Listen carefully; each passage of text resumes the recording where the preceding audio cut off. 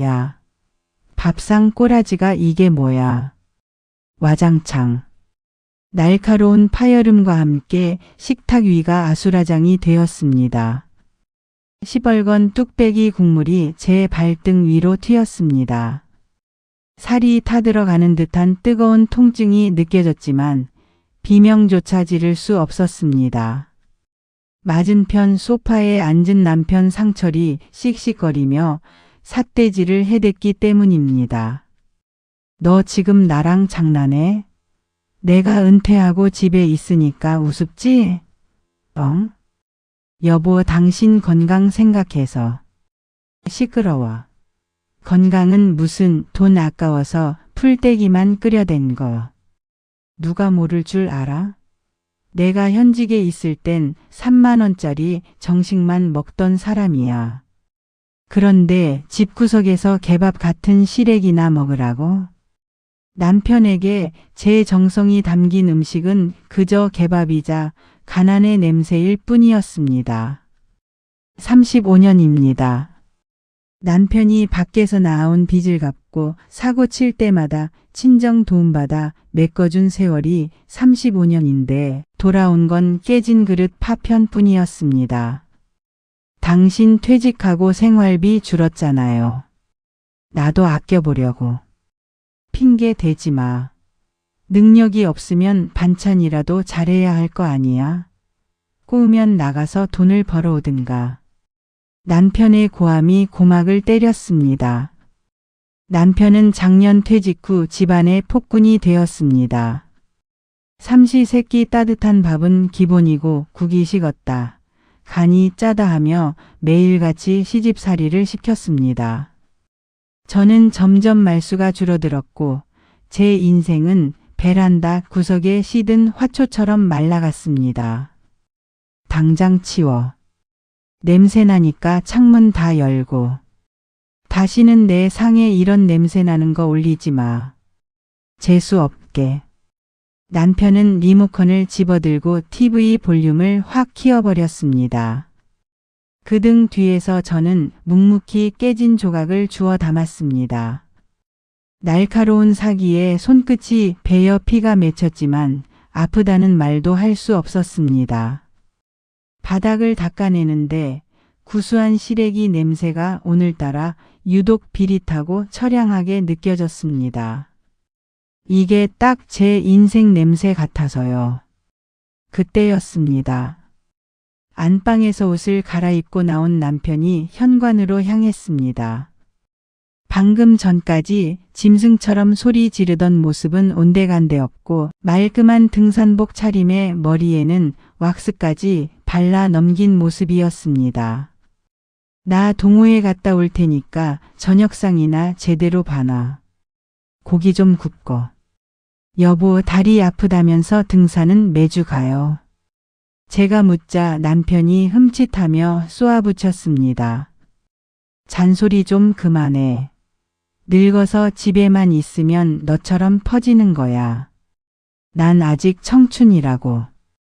남편은 거울을 보며 옷매무새를 다듬더니 콧노래까지 흥얼거리며 나갔습니다.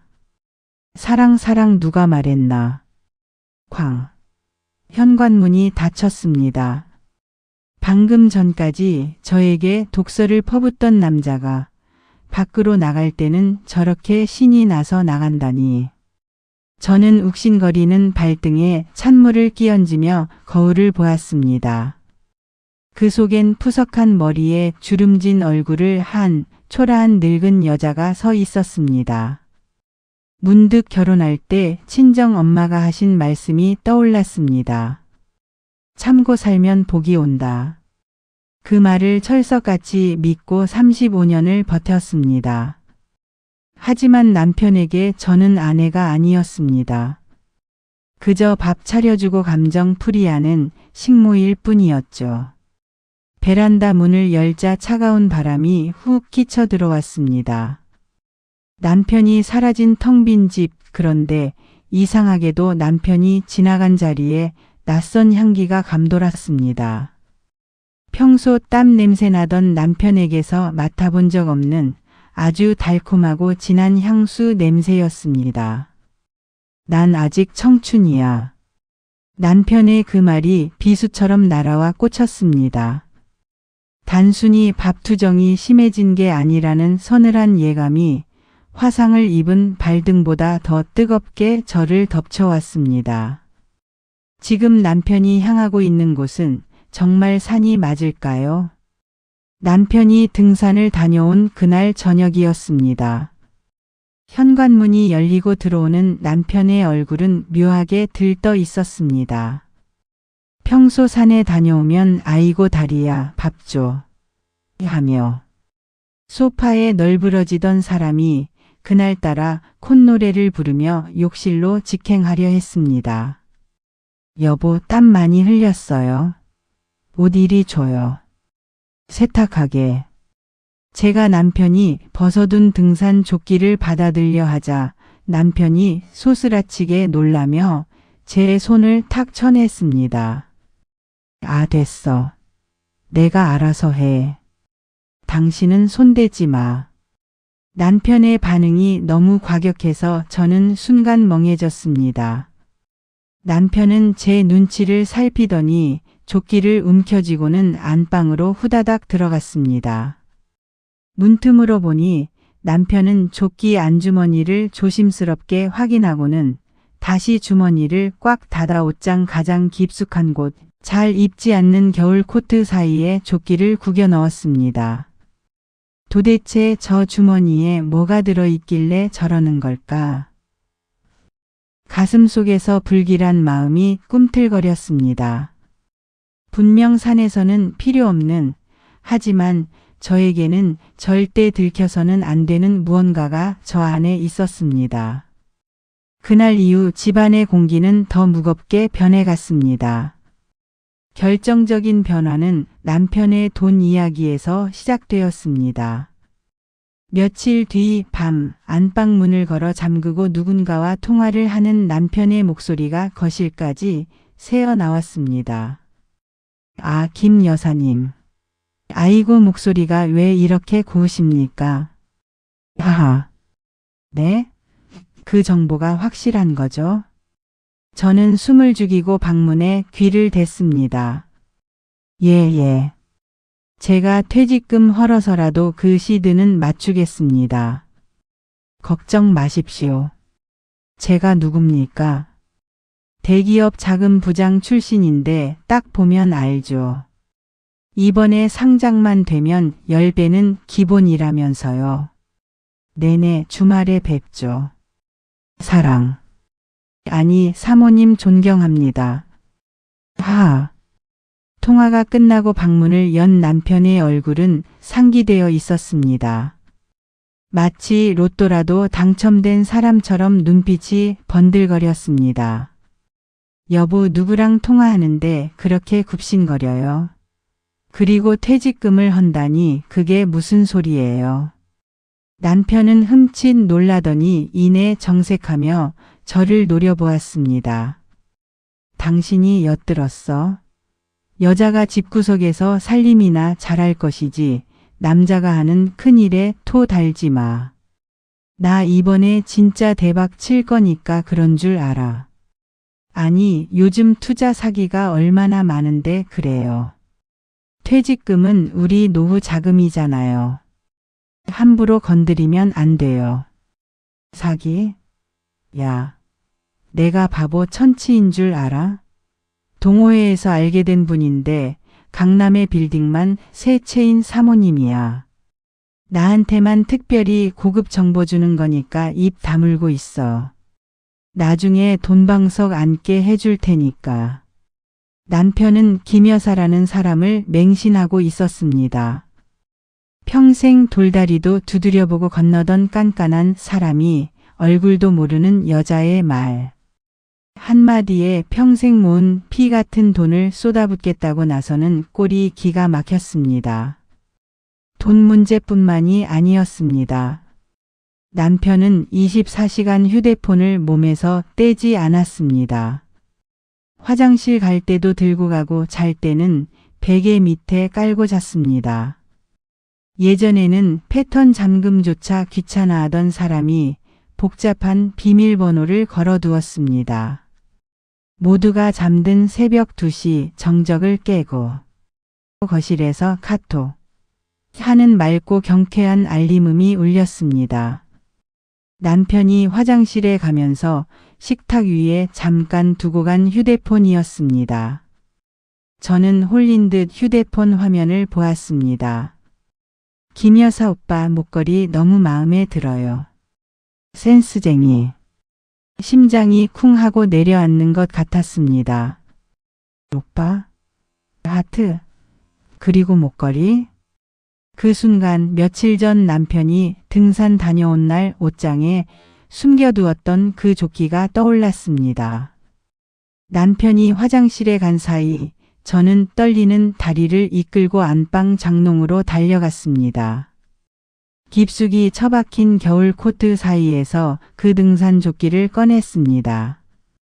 손이 부들부들 떨려 지퍼가 잘 열리지 않았습니다. 안주머니에 손을 넣자 꼬깃꼬깃한 종이 한 장이 잡혔습니다. 주얼리 14K 다이아 목걸이 220만 원. 눈앞이 캄캄해졌습니다. 날짜는 정확히 그 등산 갔던 날이었습니다. 제 생일에는 케이크 하나 사오는 것도 돈 아깝다며 손을 떨던 사람이었습니다. 반찬각 몇천 원의 밥상을 엎던 사람이 다른 여자 목에 걸어줄 220만 원짜리 목걸이는 척척 샀던 겁니다. 더 기가 막힌 건 영수증 밑에서 나온 마스크였습니다. 안주머니 깊은 곳에서 구겨진 하얀 마스크가 나왔는데 안쪽에 아주 붉고 진한 립스틱 자국이 선명하게 찍혀 있었습니다. 제 것은 절대 아니었습니다.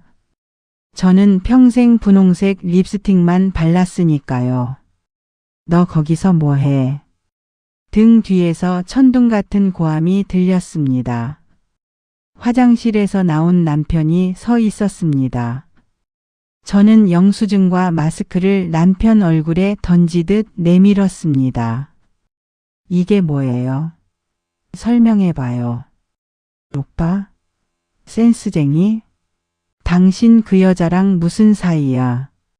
남편은 잠시 당황하는 기색을 보이더니 이내 뻔뻔하게 고개를 쳐들었습니다. 오히려 저를 미친 사람 취급하기 시작했습니다. 너 내 뒤 캤냐? 아이고 무서워서 살겠나? 목걸이? 그거 김 여사님이 투자 도와줘서 고맙다고.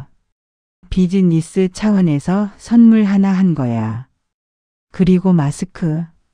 산에 갔다가 주운 거야. 주머니에 들어갔나 보지. 너 의부증 있어? 사람을 어떻게 보고 이따위 취급이야. 비즈니스 파트너한테 200만 원짜리 목걸이를 사줘요. 마누라한테는 콩나물 값도 아까워하는 사람이? 그리고 오빠라는 호칭은 뭔데? 그러니까 내가 안 되는 거야. 사회생활을 알아? 큰 돈을 벌려면 투자를 해야 할 거 아니야. 속이 좁아 터져 가지고는. 에이 재수 없어. 너랑 말 섞느니 벽 보고 얘기하겠다. 남편은 제 말을 귓등으로도 안 듣고 조끼를 낚아채 방으로 들어가 버렸습니다. 문을 쾅 닫기 전 남편이 내뱉은 한마디가 제 가슴을 후벼 팠습니다. 아유 냄새나는 여편 내 때문에 스트레스 받아 죽겠네. 빨리 이 집을 나가든가 해야지. 방문이 닫히고 저는 거실에 주저앉았습니다. 분명했습니다. 남편은 지금 저 여자의 소나기에서 놀아나고 있었습니다. 퇴직금도 마음도 그리고 어쩌면 이 집까지도 저 여자가 노리고 있을지 모른다는 섬뜩한 예감이 들었습니다. 이대로 앉아서 당하고만 있을 수는 없었습니다. 남편이 말한 대박 투자가 뭔지 그리고 그 김 여사라는 여자가 어떤 인간인지 제 두 눈으로 똑똑히 봐야겠습니다. 내일 주말 남편이 또다시 등산을 간다고 나서는 순간 저의 전쟁은 시작될 것입니다. 그리고 그 끝에서 피눈물을 흘리는 건 절대 제가 아닐 것입니다. 다음 날 아침 결전의 날이 밝았습니다. 남편은 여느 때처럼 동호회 사람들이랑 점심 먹고 늦게 들어올 거야 라며 현관을 나섰습니다. 평소라면 무릎 나온 등산복을 입었겠지만 오늘은 장롱 깊숙이 아껴두었던 이태리제 재킷에 명품 넥타이까지 메고 나갔습니다. 콧노래를 흥얼거리며 엘리베이터를 타는 남편의 뒷모습. 저는 모자를 깊게 눌러쓰고 비상계단을 미친 듯이 뛰어내려갔습니다. 심장이 터질 듯이 쿵쾅거렸지만 두려움보다는 오기가 앞섰습니다. 아파트 정문 앞에서 택시를 잡아탄 남편. 저 역시 뒤따라오는 빈 택시를 잡아타고 기사님께 다급하게 외쳤습니다. 기사님, 죄송하지만 저 앞차 좀 놓치지 말고 따라가 주세요. 부탁드립니다. 택시는 강북의 우리 동네를 벗어나 한강 다리를 건너 강남으로 향했습니다. 차장 밖으로 스쳐 지나가는 화려한 빌딩 숲이 마치 초라한 제 처지를 비웃는 것 같았습니다. 남편이 내린 곳은 청담동의 한 고급 레스토랑 앞이었습니다. 한 끼에 3만 원짜리 정식도 벌벌 떨던 사람이 예약해야만 갈 수 있다는 최고급 코스 요리집 앞에서 누군가를 기다리고 있었습니다. 잠시 후 택시비가 아까워 미터기만 쳐다보던 제 눈에 믿을 수 없는 광경이 들어왔습니다. 빨간색 외제 차 한 대가 미끄러지듯 들어오더니 운전석에서 온몸을 명품으로 휘감은 여자가 내렸습니다.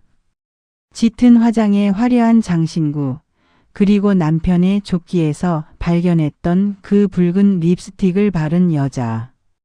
바로 김 여사였습니다. 아이고 우리 김 여사님. 오늘따라 더 미인이십니다.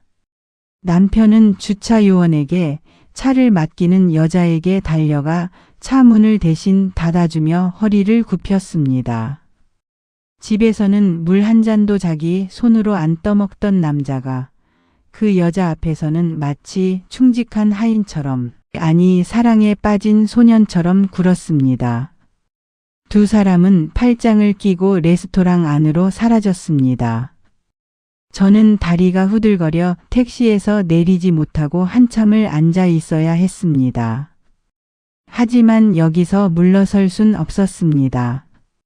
저는 선글라스와 마스크로 얼굴을 가리고 조심스럽게 레스토랑 안으로 들어갔습니다. 다행히 점심시간이라 북적거리는 틈을 타 그들이 앉은 창가 자리와 가까운 구석 테이블에 등을 지고 앉을 수 있었습니다. 메뉴판으로 얼굴을 가린 채 귀를 쫑긋 세웠습니다. 들려오는 대화 내용은 제 상상을 초월하는 것이었습니다. 오빠 그 투자 건 말이야. 이제 마감 임박이야. 이번 주 안으로 입금 안 되면 대박 기회 날아가는 거 알지? 강남 사모님들이 서로 넣겠다고 난리인데 내가 오빠 목만 겨우 빼놓은 거야. 여자의 목소리는 콧소리가 잔뜩 섞여 있었지만 그 내용은 지독하게 계산적이었습니다. 알지 알고 말고. 내가 퇴직금이랑 저금 깬 거 다 합쳐서 3억 준비했어. 내일 바로 쏠게. 그런데 여사님 진짜 500% 수익 나는 거 확실하지? 어머 오빠 나 못 믿어? 내가 보여준 통장 잔고 못 봤어?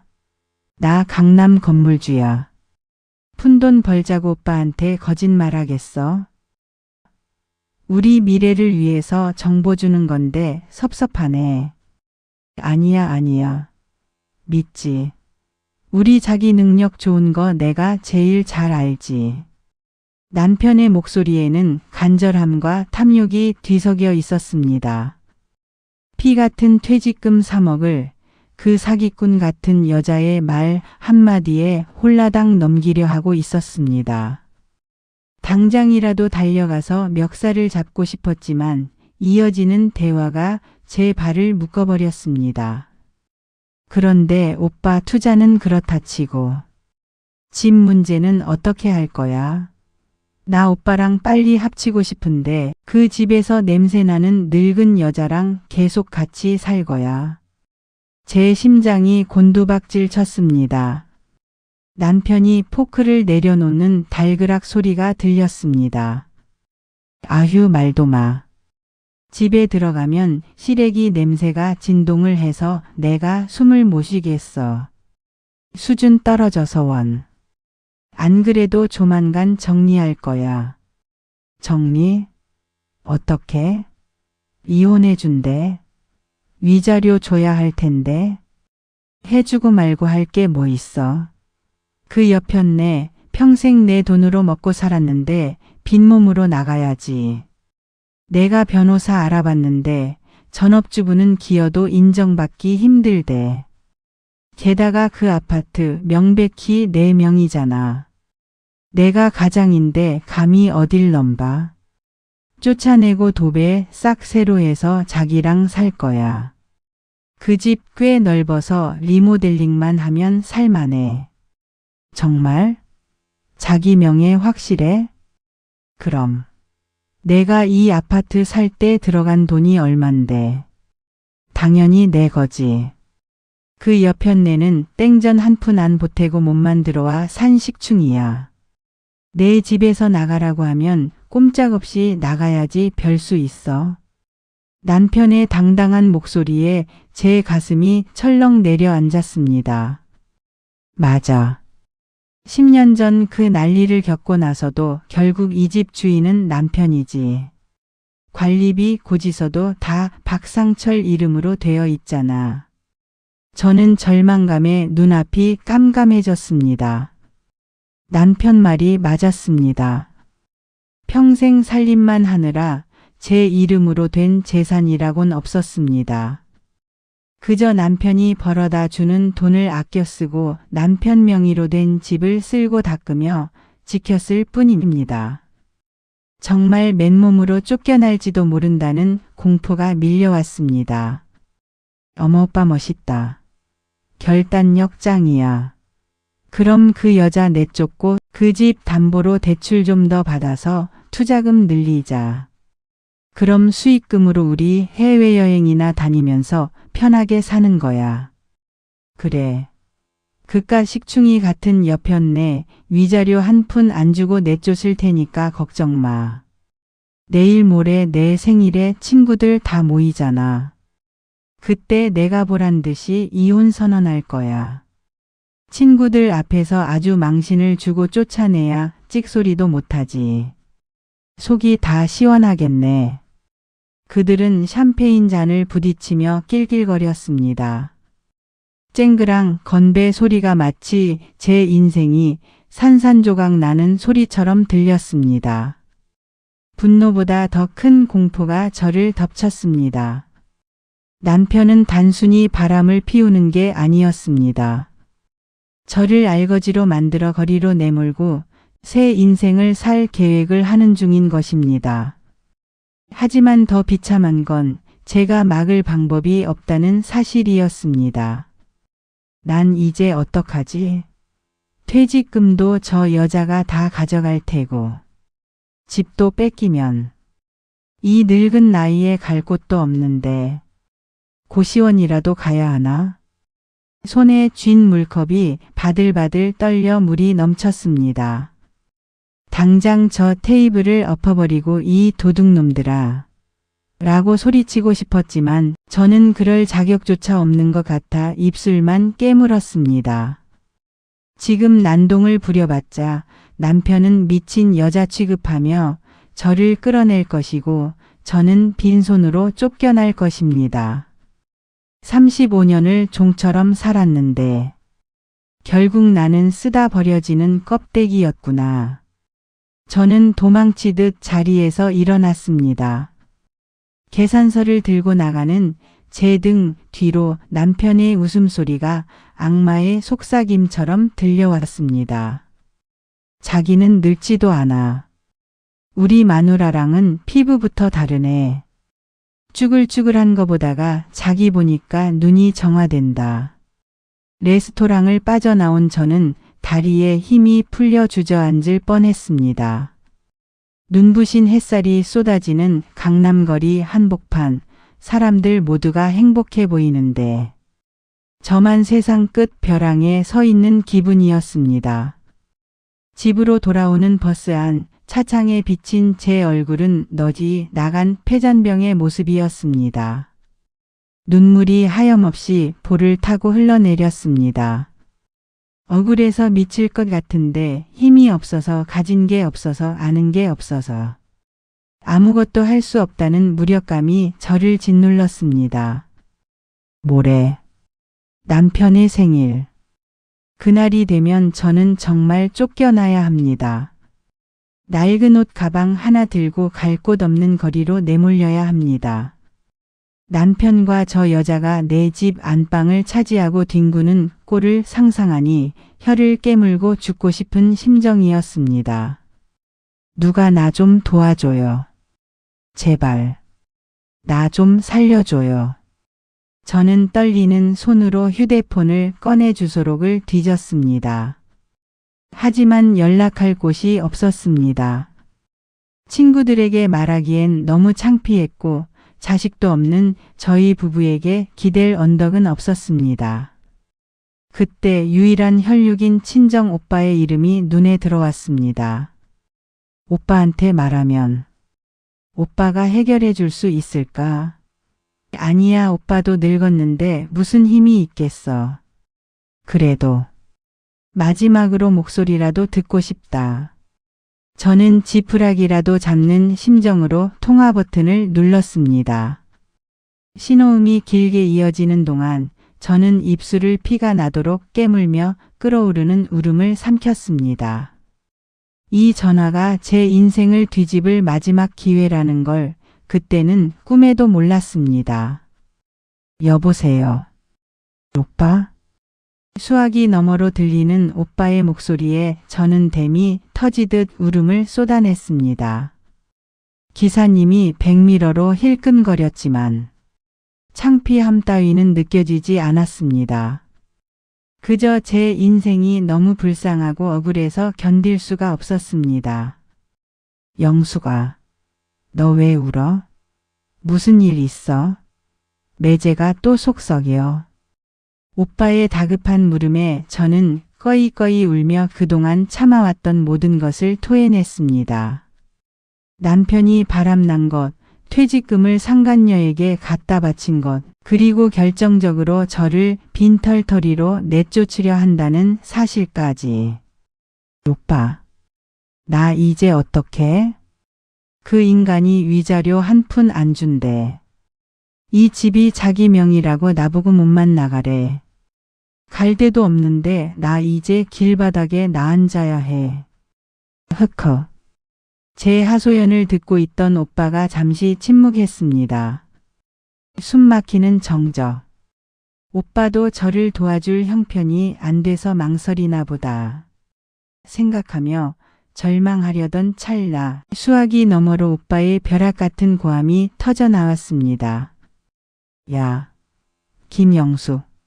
너 지금 그게 무슨 귀신 신나라 까먹는 소리야. 뭐? 집이 매제 명의라니? 너 치매 왔냐? 아니면 10년 동안 까맣게 잊고 산 거야? 이 멍청한 기집애야. 오빠의 뜬금없는 호통에 눈물이 쏙 들어갔습니다. 그게 무슨 소리야. 남편이 자기 명의라고 했단 말이야. 고지서도 다 남편 이름으로 나오고. 이 답답한 거사. 그건 세대주니까 고지서가 그쪽으로 가는 거지. 10년 전에 내가 매제 빚 3억 갚아주면서 뭐라고 했어. 이 사람. 또 사고 칠지 모르니까 확실하게 안전장치 해두자고 했잖아. 그때 매제가 울고불고 빌면서 도장 찍어준 서류, 그게 돈 빌리는 차용증인 줄 알았어? 아니야? 심장이 미친 듯이 뛰기 시작했습니다. 오빠의 목소리가 확신에 차 있었습니다. 매매 계약서였잖아. 매제가 신용불량자 되기 직전이라 재산 압류 들어올까봐 아예 소유권 이전 등기를 내 앞으로 해놨다고. 내가 법무사 끼고 다 처리해서 등기 필증 너한테 줬잖아. 그거 장롱 어딘가에 처박아두고 한 번도 안 열어봤지? 머리를 한 대 얻어맞은 듯 띵했습니다. 10년 전 남편의 부도 위기로 집안이 풍비박산날 때였습니다. 저는 너무 무섭고 경황이 없어서 오빠가 시키는 대로 도장만 찍었고 남편이 형님한테 돈 빌려서 해결했어. 이제 안심해라고 하길래 그런 줄만 알았습니다. 그 뒤로 10년 동안 남편이 주인 행세를 하며 큰 소리치길래 빚을 갚으면서 다시 명의를 가져간 줄로만 알았습니다. 제가 법에 대해 무지했던 탓도 있지만 남편의 연기가 너무나 완벽했던 것입니다. 그럼 그 집이 내 거야? 진짜 내 명의야? 당연하지. 명의자는 김영숙 바로 너라고. 등기부 등본 당장 떼봐. 소유자란에 누구 이름이 있나? 그리고 뭐? 집 담보대출.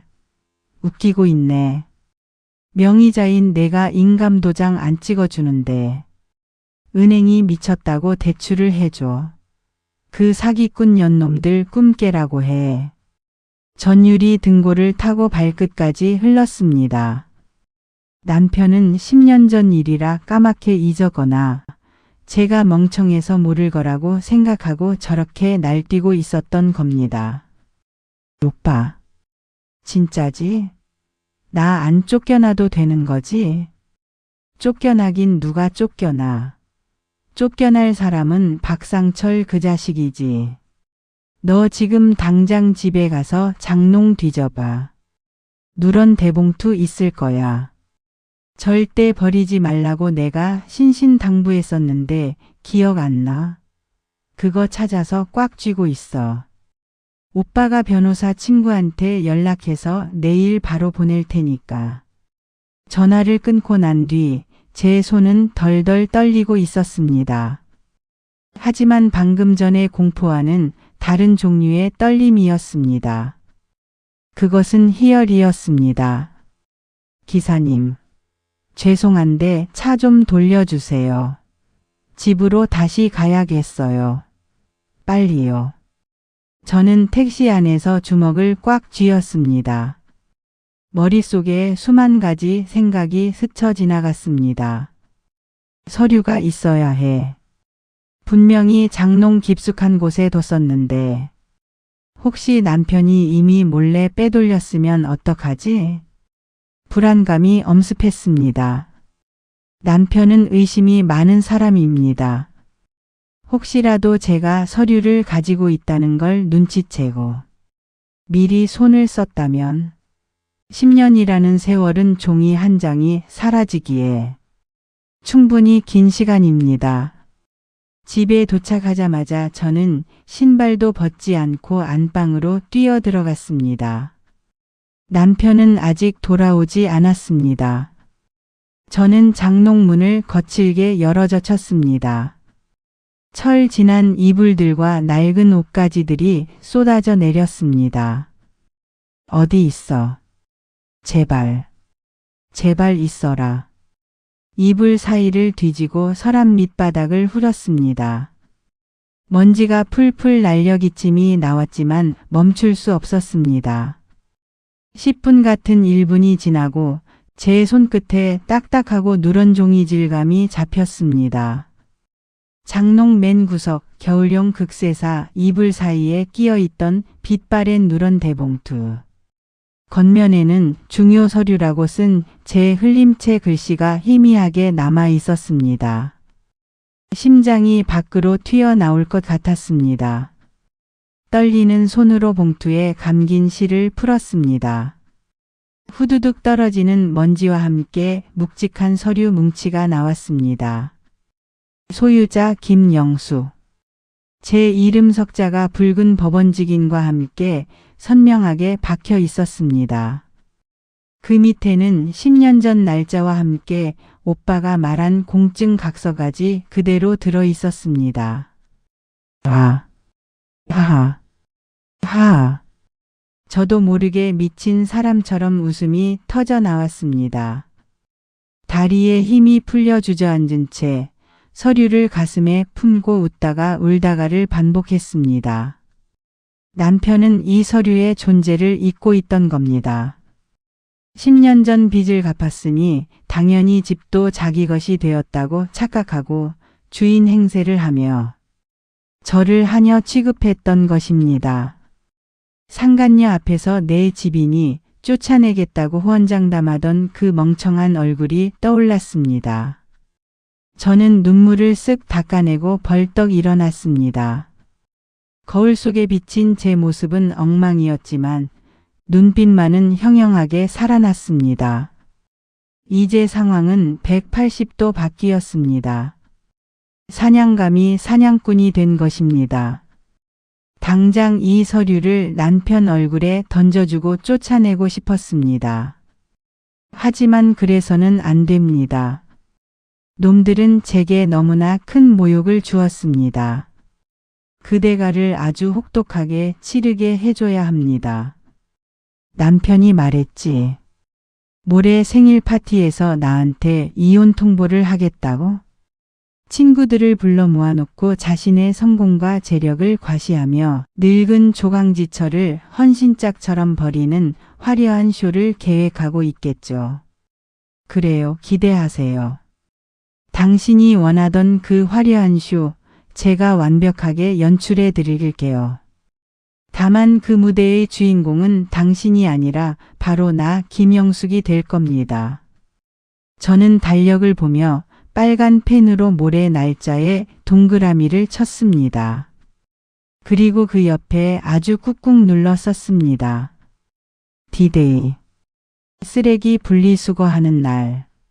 서류를 다시 봉투에 넣어 장롱 깊숙한 곳, 남편이 절대 찾을 수 없는 제 속옷 서랍장 밑바닥에 숨겼습니다. 그리고 부엌으로 나가 쌀을 씻기 시작했습니다. 아무 일도 없었던 것처럼 여전히 멍청하고 순종적인 아내인 척 연기해야 하니까요. 잠시 후 현관문 도어락 소리가 들렸습니다. 띠리링 마이너스. 아유 피곤해. 밥 다 됐어? 남편이 들어왔습니다.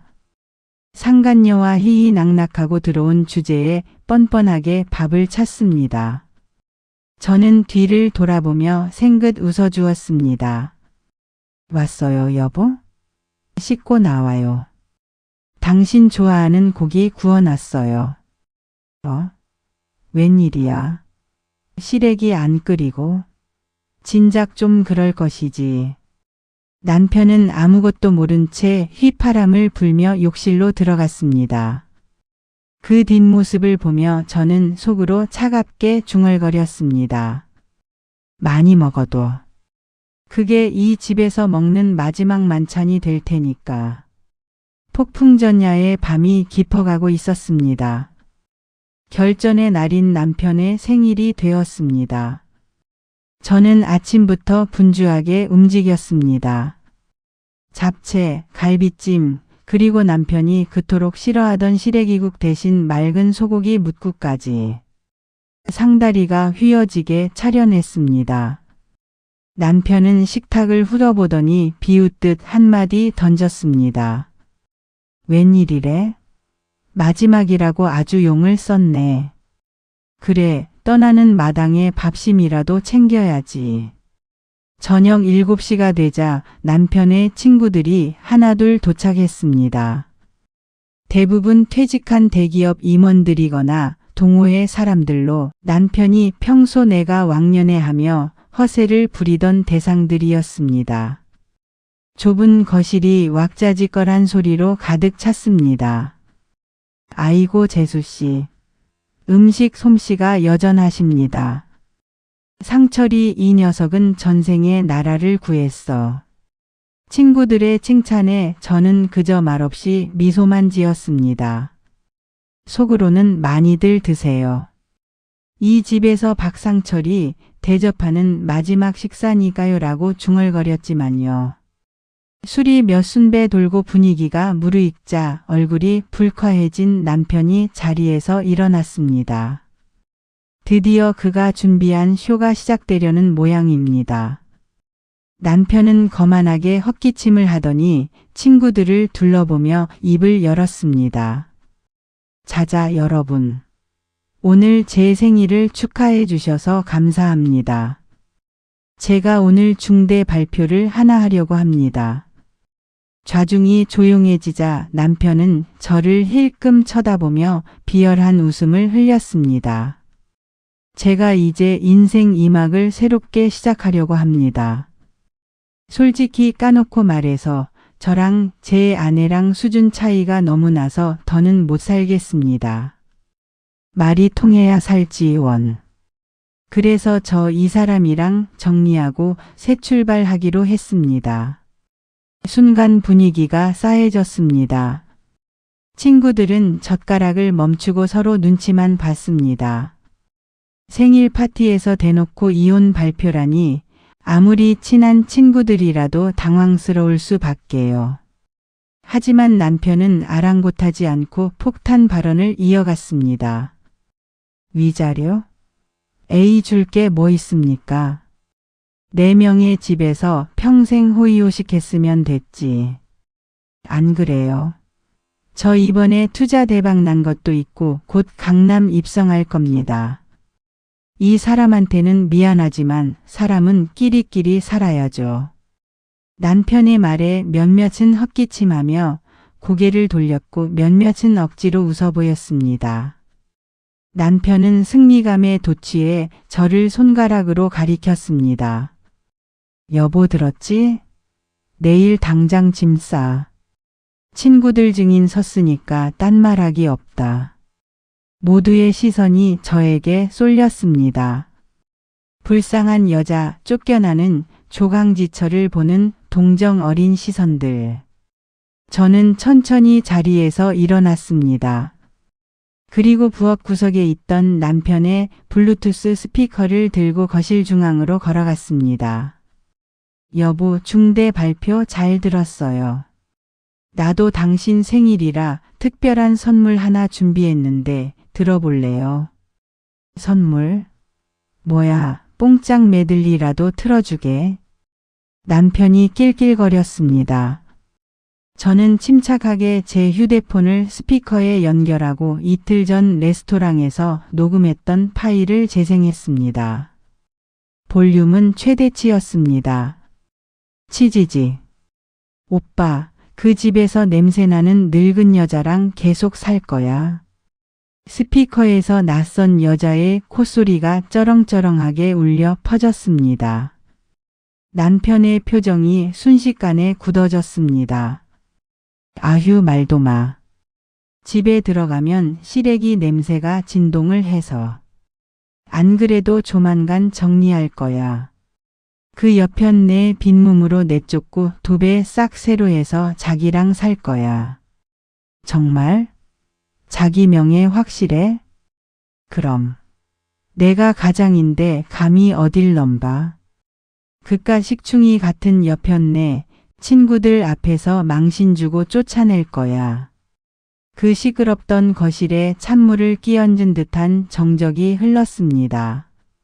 남편의 얼굴은 홍당무처럼 붉어지다 못해 하얗게 질려갔습니다. 친구들은 경악하며 수군거리기 시작했습니다. 야, 박상철. 너 바람 피우냐? 와, 진짜 너무하네. 재수 씨 듣는데 저런 소리를. 남편은 허둥지둥 스피커를 끄려고 달려들었습니다. 야, 꺼. 안 꺼? 이거 어디서 조작한 거야? 여러분 오해입니다. 이거 다 가짜예요. 남편이 발악하며 스피커 전원을 뽑아버렸지만 이미 엎질러진 물이었습니다. 저는 남편을 똑바로 응시하며 차갑게 웃었습니다. 가짜. 목소리 변조도 안 했는데 무슨 가짜야. 청담동 레스토랑 파스타 맛있더라. 자기는 늙지도 않는다며? 이 여자가 미쳤나. 남편이 손을 치켜들고 저를 때리려 달려들었습니다. 친구들이 기겁하며 말렸습니다.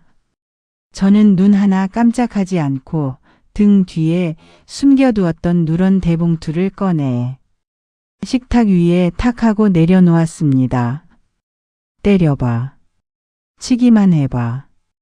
바로 감방에 쳐넣어 줄 테니까. 그리고 박상철 씨, 착각은 자유인데 현실 파악은 좀 하고 살아야지. 이게 뭐야? 남편은 떨리는 손으로 봉투를 열었습니다. 안에서 나온 등기 필증을 보는 남편의 눈동자가 지진이라도 난 듯 심하게 흔들렸습니다. 이게 왜? 기억 안 나? 10년 전 당신 빚쟁이들한테 쫓겨서 한강 간다고 설칠 때 우리 오빠가 당신 빚 3억 갚아주는 대신 이 집 명예 나한테 넘겼잖아. 그때 당신이 무릎 꿇고 빌면서 도장 찍었지? 평생 은인으로 모시고 살겠다고. 남편은 입을 뻐끔거리며 붕어처럼 헐떡이었습니다. 친구들이 하나둘씩 모여들어 서류를 들여다봤습니다. 진짜네? 소유자가 김영숙이네? 야, 상철이 이 자식 지 집도 아니면서 우리한테 뻥친 거야. 와, 진짜 양아치네. 마누라 집에서 얹혀 살면서 바람까지 피우고 쫓아내려 한 거야. 친구들의 경멸 어린 시선과 비난이 화살처럼 남편에게 꽂혔습니다. 남편은 다리에 힘이 풀려 바닥에 주저앉았습니다. 그건 형식적인 거였잖아. 내가 가장인데, 내가 벌어온 돈으로 산 건데. 형식? 법원에 가서 그렇게 짖어봐. 판사가 들어주나. 당신 입으로 그랬지? 내 명이니까 나가라고. 그래, 소원대로 해줄게. 이 집 명백히 내 명이고 내 재산이야. 저는 남편이 앉아있는 바닥을 내려다보며 지난 35년의 한을 담아 선고를 내렸습니다. 당장 나가. 내 집에서. 여보. 왜 그래? 사람들 앞에서. 남편이 제 바지가랑이를 잡으려 했지만 저는 뒷걸음질 치며 휴대폰을 다시 들었습니다. 안 나가? 그럼 공권력의 힘을 빌려야겠네. 당신 주거침입죄에 가정폭력, 거기다 간통증거까지 다 있어. 제가 일일이 번호를 누르려는 순간 현관 초인종이 요란하게 울렸습니다. 딩동 마이너스 딩동 마이너스. 모두가 숨죽인 가운데 인터폰 화면을 확인한 제 입꼬리가 올라갔습니다. 남편은 공포에 질린 눈으로 현관을 바라보았습니다. 누구야? 저는 수화기를 내려놓으며 남편에게 마지막 자비를 베풀듯 하지만 가장 잔인한 목소리로 속삭였습니다. 누구긴. 당신 짐 싸서 내다 버려줄 용역 업체 직원들이지. 내가 불렀어. 10분 줄게. 제 발로 나갈래? 아니면 저 사람들 손에 질질 끌려 나갈래? 남편의 생일 파티장은 순식간에 그의 장례식장이 되었습니다. 문 밖에는 건장한 남자들이, 거실 안에는 분노한 아내가, 그리고 뒤에는 경멸하는 친구들이 서 있었습니다. 사면초가. 박상철의 화려한 인생 2막은 그렇게 처참하게 막을 내리고 있었습니다. 이거나 내 발로 간다고. 더러워서 나간다. 쾅. 현관문이 닫히고 드디어 집안에 평화가 찾아왔습니다. 남편 상철의 트렁크 가방 바퀴 구르는 소리가 복도 끝으로 사라질 때까지 저는 현관문에 등을 기대고 서 있었습니다. 친구들도 혀를 차며 하나둘 돌아갔고 난장판이 된 거실에는 저 혼자 남았습니다. 속이 시원할 줄 알았는데 의외로 덤덤했습니다. 아니, 오히려 싸늘하게 식은 머리로 다음 상황을 그리고 있었습니다. 지금쯤 택시를 탔겠군. 뻔하지. 그 잘난 강남 빌딩주 김 여사한테 달려갔겠지. 저는 식탁에 앉아 냉수 한 잔을 들이켰습니다. 남편이 떵떵거렸던 그 믿는 구석이 얼마나 허무하게 무너질지 안 봐도 비디오였습니다. 나중에 경찰서에서 조서를 꾸미며 알게 된 사실이지만 그날 밤 남편의 행적은 제 예상보다 훨씬 더 가관이었다고 합니다. 그 인간 아파트 정문을 나서자마자 바로 택시를 잡아타고 청담동으로 쐈답니다. 가는 내내 기사님한테 나 강남에 펜트하우스 얻을 거다. 이제 인생 폈다며 주정까지 부렸다더군요. 도착한 곳은 김 여사가 산다던 그 화려한 오피스텔. 남편은 개선 장군처럼 로비로 걸어 들어갔겠죠. 하지만 비극은 현관문 앞에서 시작되었습니다. 벨을 눌러도 문을 두드려도 대답이 없더랍니다. 김 여사가 알려준 비밀번호를 수십 번 눌렀지만 돌아오는 건 차가운 경고음뿐. 삐리링 마이너스 삐리링 마이너스. 결국 안에서 나온 건 김 여사가 아니라 러닝셔츠 차림의 낯선 30대 남자였습니다. 누구세요? 남의 집 앞에서. 남편은 끝까지 현실을 부정하며 여기 김미희 씨 집 아니냐고 따져 물었답니다. 하지만 돌아온 대답은 청천벽력 같았겠죠. 그 여자요. 보증금도 없는 단기 월세 살다가 계약 끝나서 나간 지가 언젠데요. 그제야 남편은 깨달았을 겁니다. 강남 빌딩주라던 사모님이 사실은 보증금 1,000만 원도 없는 떠돌이였다는 걸. 남편은 복도에서 주저앉아 내 돈 3억. 내 돈 내놔. 라고 소리 지르며 난동을 부리다 경비원에게 끌려 쫓겨났다고 합니다. 그 시각 저는 집에서 남편이 깔아뒀다던 그 투자 앱을 제 폰으로 검색해 보고 있었습니다. 검색 결과가 없습니다. 해당 앱은 불법 금융 사기 의심으로 신고된 상태입니다. 아, 멍청한 인간. 35년을 은행 밥 먹은 사람이 이런 거에 속아. 저는 혀를 찼습니다. 남편은 퇴직금 3억, 적금 5천, 거기다 몰래 받은 카드론까지 합쳐 4억 가까운 돈을 그 여자에게 송금했습니다. 그 돈은 이제 공중분해된 겁니다. 집도 잃고 돈도 잃고 빚더미에 앉은 남편. 밤 11시가 넘었을 무렵 식탁 위에 올려둔 제 휴대폰이 울렸습니다. 액정에 뜬 이름은 쓰레기. 제가 좀 전에 이름을 바꿔 저장한 남편이었습니다. 저는 잠시 뜸을 들이다가 차분하게 통화 버튼을 눌렀습니다. 여보세요. 여보. 나야. 상철이. 수화기 너머로 들리는 목소리는 술에 취한 건지 울고 있는 건지 분간이 안 될 정도로 떨리고 있었습니다. 전화는 왜 했어? 김 여사랑 샴페인이라도 터뜨리고 있나 보지? 아니야. 그게 아니고. 여보 큰일 났어. 그 여자가. 그 김 여사가 사기꾼이었어. 으앙. 나 돈 다 날렸어. 그 여자가 돈 들고 튀었어. 오피스텔도 가짜였어.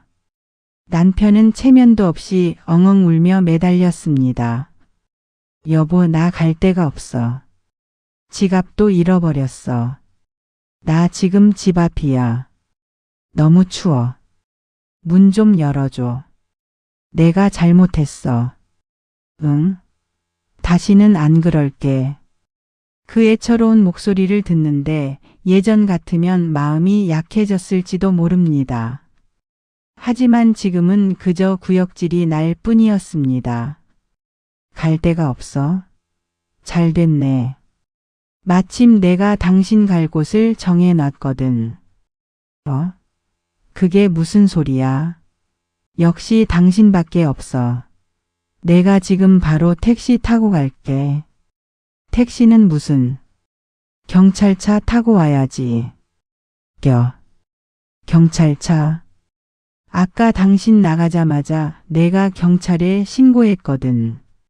가정폭력, 주거침입, 그리고 4명의 도용해서 대출 시도한 사기 미수까지. 증거 녹음 파일이랑 문자 내역 싹 다 넘겼어. 지금쯤 당신 위치 추적 들어갔을 텐데. 무슨 소리야? 여보. 나 감방 보내겠다는 거야? 그때 수화기 너머로 날카로운 사이렌 소리가 들려왔습니다. 위잉 마이너스. 저거 뭐야? 나 잡으러 온 거야? 여보. 왔나 보네. 거기서 꼼짝 말고 있어. 괜히 도망가다 공무집행 방해 추가하지 말고. 경찰서 유치장은 따뜻하다더라. 거기서 주는 콩밥 먹으면서 반성 좀 해. 아, 당신 콩밥 싫어하지? 그럼 굶든가. 김영수. 너 진짜 이럴 거야. 야. 또. 저는 전화를 끊고 차단 목록에 쓰레기를 추가했습니다. 창밖을 보니 멀리서 경찰차 경광등이 번쩍이는 게 보였습니다. 35년에 지독했던 결혼 생활이 법의 심판이라는 가장 확실한 방법으로 정리되는 순간이었습니다. 저는 깊은 숨을 내쉬고 부엌으로 들어갔습니다. 커다란 냄비에 물을 올렸습니다. 내일 아침에는 아주 구수하고 맛있는 시래기를 삶을 생각입니다. 남편이 그토록 싫어했던 그 냄새가 이제 저에게는 돈 냄새가 될 테니까요. 제 인생의 진짜 이막은 이제부터 시작입니다. 보글보글. 새벽 4시. 칠흑 같은 어둠 속에서 유일하게 깨어있는 건 제 눈앞에서 펄펄 끓고 있는 거대한 가마솥뿐입니다. 희뿌연 증기 사이로 구수하면서도 쿰쿰한 냄새가 온몸을 감쌉니다. 콜록. 매운 연기에 눈물이 핑 돌고 껍질을 벗기느라 손가락 마디마디가 갈라져 피가 배어 나옵니다. 하지만 저는 멈출 수가 없습니다. 이 냄새. 바로 남편 상철이 어디서 개박. 쉰내를 풍기냐며 코를 막고 밥상을 엎어버렸던 그 지독한 시래기 냄새입니다. 아이러니하게도 그가 그토록 혐오했던 이 냄새가 지금은 저를 살리는 유일한 산소흡기가 되었습니다. 남편을 유치장에 쳐넣고 돌아온 날 밤, 저는 텅 빈 아파트에서 통장 잔고를 확인했습니다. 35만 원. 그게 제 전 재산이었습니다. 남편이 탕진한 돈은 민사 소송을 해도 돌려받는데 몇 년이 걸릴지 모르고 당장 다음 달 관리비 낼 돈조차 없었습니다. 앉아서 죽을 순 없다. 그 인간이 감방에서 썩는 동안 나는 보란 듯이 살아남아야 해.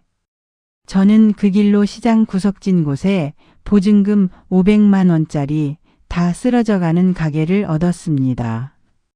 간판 이름은 영숙네 시래기. 인테리어 할 돈이 없어 제가 직접 페인트 칠을 하고 식탁도 중고로 주워와 닦고 또 닦았습니다. 아유 아줌마. 요즘 누가 촌스럽게 돈 주고 시래기를 사 먹어. 젊은 사람들은 파스타나 마라탕. 좋아하지. 이런 건 거들떠도 안 봐. 개업떡을 돌리던 날 옆집 탕후루 가게 사장이 혀를 차며 했던 말입니다. 그 말이 비수처럼 꽂혔습니다. 불안했습니다. 남편 말대로 나는 정말 세상 물정 모르는 냄새나는 늙은 여자일 뿐일까. 개업 첫날부터 3일간 제 가게의 매출은 0원이었습니다. 지나가는 사람들은 코를 킁킁거리며 인상을 찌푸릴 뿐 아무도 문을 열지 않았습니다. 끓여놓은 국은 식어갔고 제 속은 타들어갔습니다. 텅 빈 가게에 앉아 식어버린 시래기국을 혼자 떠먹으며 저는 눈물을 삼켰습니다. 역시 안 되는 건가? 그 인간 말이 맞았던 걸까? 포기하고 싶었던 4일째 점심 기적은 예고 없이 찾아왔습니다. 비쩍 마른 몸에 배만 볼록 나온 임산부 새댁이 가게 문을 빼꼼히 열고 들어왔습니다. 저기 사장님, 혹시 시래기만 따로 좀 파실 수 있나요? 새댁의 얼굴은 입덧 때문에 헬쑥했습니다. 지나가는데 이 냄새가 너무 구수해서요. 제가 입덧 때문에 물도 못 마시는데 이상하게 이 냄새를 맡으니까 침이 고여서 저는 친정 엄마 같은 마음으로 국물을 꾹꾹 눌러 담아 건넸습니다. 돈을 꺼내려는 새댁의 손을 막았습니다. 돈은 됐어. 나도 애 가졌을 때 못 먹어서 고생했거든. 그냥 가져가서 한 술이라도 떠봐. 속이 좀 풀릴 거야. 그저 안쓰러운 마음에 베푼 작은 친절이었습니다. 그런데 그날 밤 지역 최대 맘카페에 글 하나가 올라오며 제 인생이 뒤집어졌습니다. 제목 입덧 지옥 탈출함 시장 구석 숨은 시래기 맛집 발견. 남편이 사온 5만원짜리 죽도 다 토했는데 여기 시래기국 먹고 밥 한 그릇 다 비웠어요. 조미료 맛 하나도 안 나고 진짜 엄마가 해준 맛이에요. 사장님이 공짜로 주셨는데 너무 죄송해서 돈줄 내주러 가야겠어요. 위치 공유합니다. 다음 날 점심 저는 제 눈을 의심했습니다.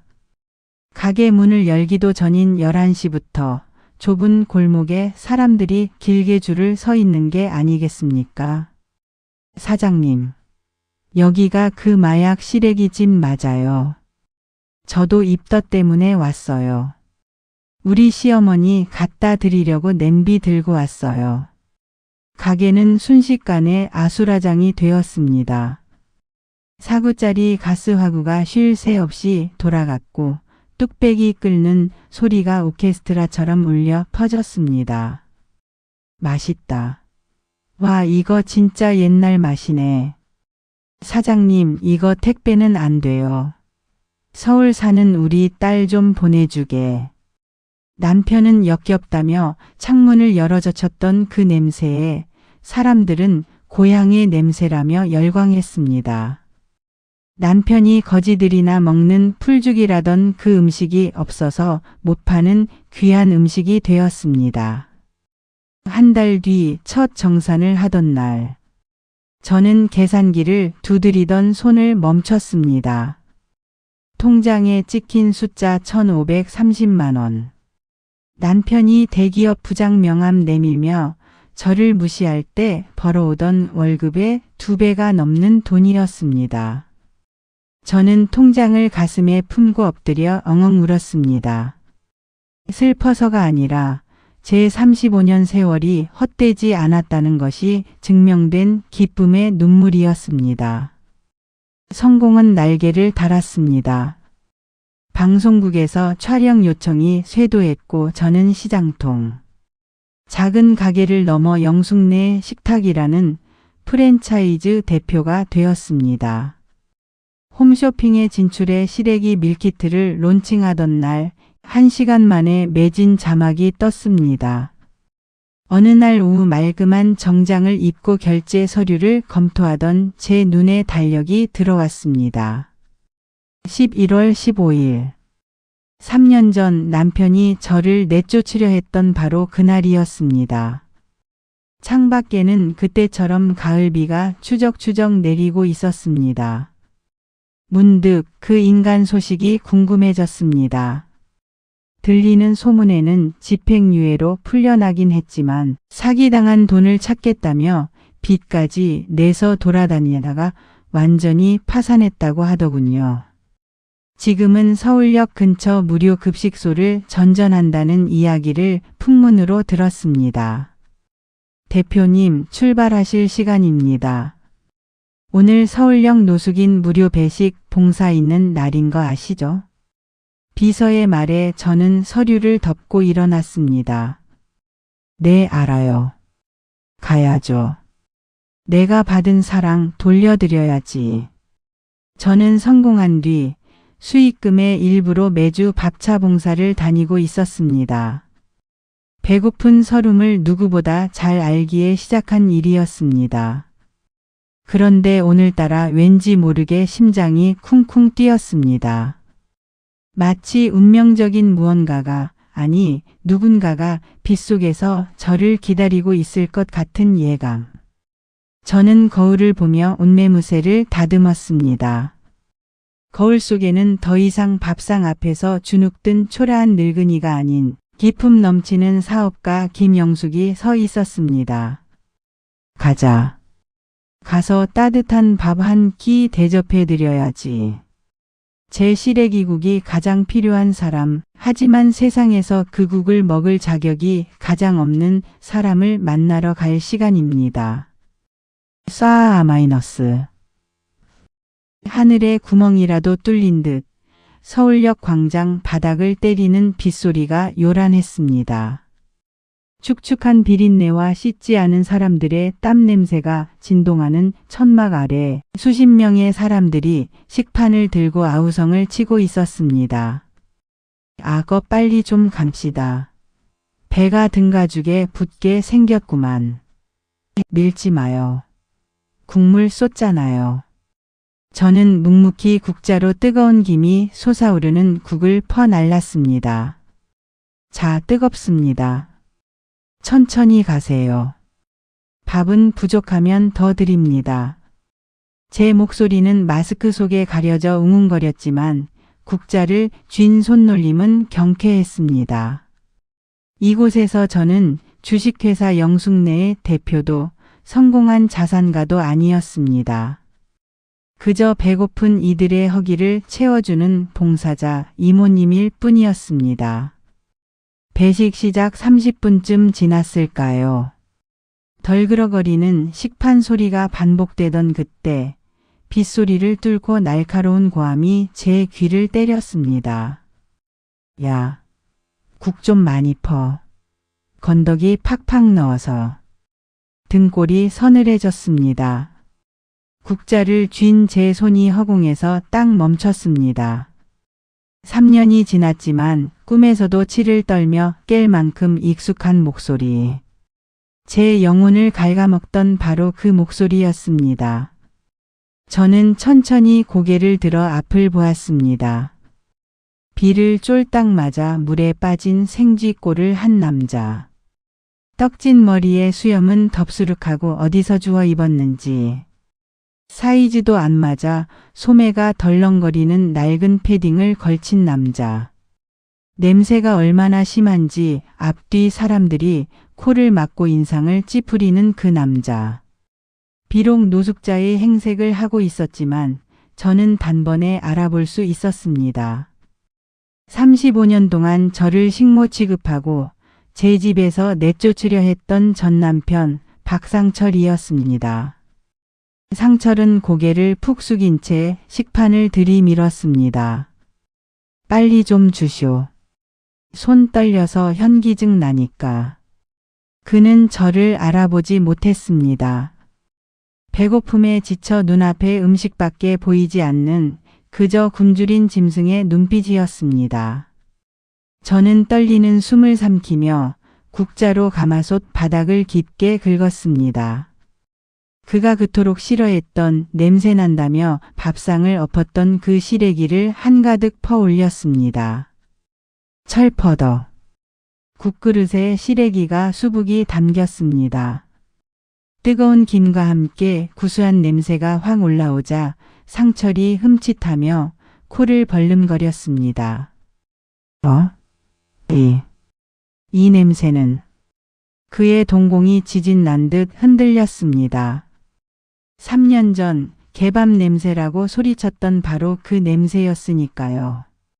상철의 시선이 국그릇에서 제 손으로 그리고 위생 모자와 마스크를 쓴 제 얼굴로 천천히 올라왔습니다. 저는 쓰고 있던 마스크를 천천히 내렸습니다. 그리고 그를 똑바로 응시하며 세상에서 가장 잔인한 미소를 지었습니다. 많이 드세요. 어르신. 좋아하시는 시래기 아주 듬뿍 담았습니다. 상철이 들고 있던 식판을 놓칠 뻔했습니다. 덜그럭거리는 소리와 함께 국물이 넘쳐 그의 더러운 손을 적셨지만 그는 뜨거운 줄도 모르는 것 같았습니다. 영숙이? 너 김영숙이니? 그의 목소리가 쩍 갈라졌습니다. 믿을 수 없다는 듯, 아니 차라리 꾸미길 바란다는 듯 뒷걸음질을 쳤습니다. TV에서나 보던 성공한 사업가가 되어 말끔한 유니폼을 입고 서 있는 저와 시궁창 냄새를 풍기며 구걸하듯 서 있는 자신. 그 잔인한 대비를 견딜 수 없었겠지요. 여보. 나야. 나 상철이야. 당신 여기서 뭐해? 아니 나 좀 봐봐. 내 꼴이 이게 뭐야. 흑허. 상철이 식판을 내려놓으려 하며 저에게 손을 뻗었습니다. 손톱 밑에 때가 시커멓게 낀 그 손이 제 깨끗한 앞치마에 닿으려는 순간이었습니다. 아저씨, 뭐 하는 거예요? 뒤에 줄 밀린 거 안 보여요? 아, 냄새나게 웬 행패야. 밥 받았으면 빨리 꺼져요. 뒤에 서 있던 건장한 노숙자들이 상철을 거칠게 밀쳤습니다.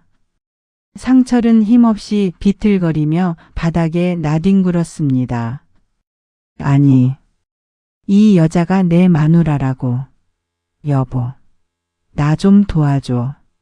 나 사기당하고 빚쟁이들 피해 다니느라 죽는 줄 알았어. 한 번만 살려줘. 상철이 빗물 섞인 바닥을 기어오며 울부짖었습니다. 주변 봉사자들과 경호원이 기겁하며 달려와 그를 제지하려 했습니다. 저는 손을 들어 그들을 말렸습니다. 그리고 국자통을 내려놓고 천천히 상철 앞으로 걸어 나갔습니다. 가까이서 맡으니 냄새가 더욱 역했습니다. 예전엔 제 몸에서 시래기 냄새가 난다며 침실 근처에도 못 오게 하더니 지금은 본인 몸에서 썩은 내가 진동을 하더군요. 박상철 씨. 차갑고 단호한 제 목소리에 상철의 울음이 뚝 그쳤습니다. 사람 잘못 보셨습니다. 당신 마누라 김영숙은 3년 전에 죽었어요. 당신이 밥상 없고 집에서 내쫓으려 했던 그날 그 멍청한 여자는 죽었다고요. 여보, 내가 잘못했어. 그때 내가 미쳤었나 봐. 나 갈 데도 없어. 제발 밥 한 끼라도. 상철이 바닥에 머리를 조아렸습니다. 저는 한 걸음 뒤로 물러서며 그를 내려다보았습니다. 경멸도 분노도 아니었습니다. 그저 비 오는 날 로드킬 당한 짐승을 보는 듯한 건조한 연민, 딱 그 정도였습니다. 식기 전에 드세요. 이거 한 그릇에 12,000원짜리입니다. 당신이 개밥이라고 무시했던 그 시래기국으로 저는 빌딩을 올렸고 당신은 그 국을 얻어먹으러 왔네요. 세상 참 공평하지 않나요? 으흐. 끄흐흐. 상철은 대꾸할 말이 없는지 땅을 치며 오열했습니다. 빗물이 그의 눈물과 섞여 흙탕물이 되어 흘러내렸습니다. 그리고 다시는 찾아오지 마세요. 내 직원들이 당신 얼씬도 못하게 막을 겁니다. 아, 밥은 드시고 싶으면 언제든 오세요. 거지한테 적선하는 셈치고국은 공짜로 드릴 테니까. 저는 미련 없이 뒤돌아서서 직원에게 눈짓했습니다. 다음 분 오세요. 상철은 경호원들에게 끌려 텐트 구석 자리로 밀려났습니다. 그는 빗물이 들이치는 천막 끝에서 제가 퍼준 시래기국을 허겁지겁 퍼먹기 시작했습니다. 며칠을 굶었는지 뜨거운 국물을 씹지도 않고 삼켰습니다. 목이 메는지 가슴을 치면서도 그는 숟가락질을 멈추지 않았습니다. 자신이 그토록 혐오했던 음식이 지금은 자신의 목숨을 이어주는 유일한 동아줄이 된 것입니다. 그 비참하고 아이러니한 광경을 저는 끝까지 지켜보았습니다. 봉사가 끝나고 밖으로 나오자 거짓말처럼 비가 그치고 구름 사이로 햇살이 비치기 시작했습니다. 대기하고 있던 검은색 세단문을 기사가 열어주었습니다. 대표님 수고하셨습니다. 댁으로 모실까요? 네, 갑시다. 차에 올라타기 전 저는 마지막으로 급식소 쪽을 뒤돌아보았습니다. 구석에 웅크리고 앉아 국물 한 방울까지 할아먹고 있는 초라한 늙은이의 뒷모습. 35년. 참 길고 지독한 악몽이었습니다.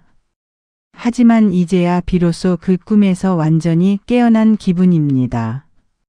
차창 밖으로 스쳐 지나가는 서울의 풍경이 오늘따라 유난히 아름답게 느껴졌습니다. 저는 등받이에 편안하게 몸을 기대며 눈을 감았습니다. 입가에 저절로 미소가 번졌습니다. 내일은 더 구수하고 맛있는 시래기를 삶아야겠습니다. 제 인생의 봄날은 시래기 냄새와 함께 이제 막 시작되었으니까요.